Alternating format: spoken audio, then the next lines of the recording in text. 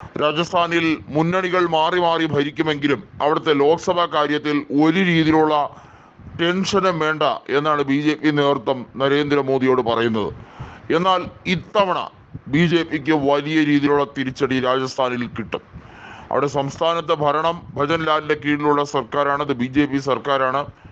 കഴിഞ്ഞ തവണ ഉപതെരഞ്ഞെടുപ്പ് നടന്ന മണ്ഡലത്തിൽ കോൺഗ്രസ് ജയിച്ചു കയറിയത് BJPക്ക് വലിയ തിരിച്ചടിയായിരുന്നു. അതുപോലെ തന്നെ ആയിരിക്കും ഇക്കുറി ലോക്സഭാ തെരഞ്ഞെടുപ്പിലും വലിയ മാറ്റങ്ങൾ ഉണ്ടാകും എന്ന് കോൺഗ്രസ് പറയുന്നത്. കോൺഗ്രസിന് വേണ്ടി ഗെലോട്ടും സച്ചിൻ പൈലറ്റും കളത്തിലിറങ്ങി കഴിഞ്ഞിരിക്കുന്നു. അവർ പരമാവധി പ്രചരണവുമായി മുന്നോട്ട് പോവുകയാണ്.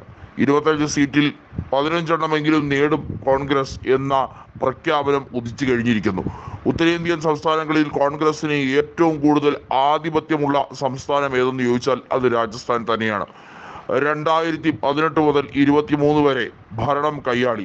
അന്ന് അശോക് ഗെലോട്ടും സച്ചിൻ പൈലറ്റും തമ്മിലുള്ള പടലപ്പിണക്കം ഇല്ലായിരുന്നെങ്കിൽ ഒരുപക്ഷെ കോൺഗ്രസ് വീണ്ടും അധികാരത്തിലേക്ക് എത്തുന്ന, രാഷ്ട്രീയ മാറ്റം സംഭവിക്കുന്ന ഒരു രീതിയിലേക്ക് കാര്യങ്ങൾ അവലംബിച്ചത്.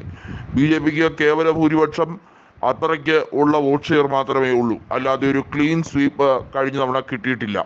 2013 നവംബറിൽ നടന്ന നിയമസഭാ തെരഞ്ഞെടുപ്പിലാണ് BJPക്ക് ഒരു സമ്പൂർണ്ണ ആധിപത്യം എന്ന രീതിയിൽ കിട്ടിയത്. അന്ന് 200-ൽ 163 സീറ്റുകൾ ജയിച്ചാണ് വസുന്ധര രാജ സിന്ധ്യ മുഖ്യമന്ത്രിയായത്.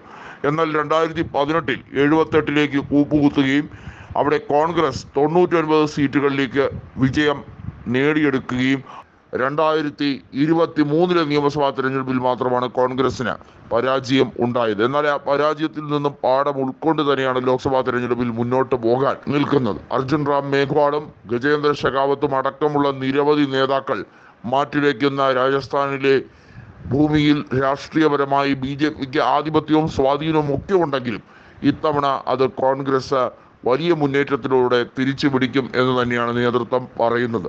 അശോക് ഗെലോട്ട് ഒരു കാര്യം കൂടി പറഞ്ഞിരിക്കുകയാണ്. ഈ ലോക്സഭയിലെ മുന്നേറ്റം ഉണ്ടായാൽ തീർച്ചയായും മന്ത്രിസഭ പരുങ്ങല്ലാവുന്ന കാര്യമായിരിക്കും ഇവിടെ ഉണ്ടാകുന്നത്.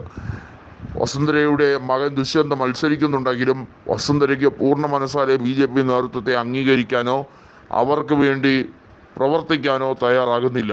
അവർ അവരുടെ മകന് വേണ്ടിയുള്ള പ്രവർത്തനം മാത്രം മുഴുകി നിൽക്കുന്നു എന്നുള്ളത് എടുത്തു പറയേണ്ട കാര്യമാണ്.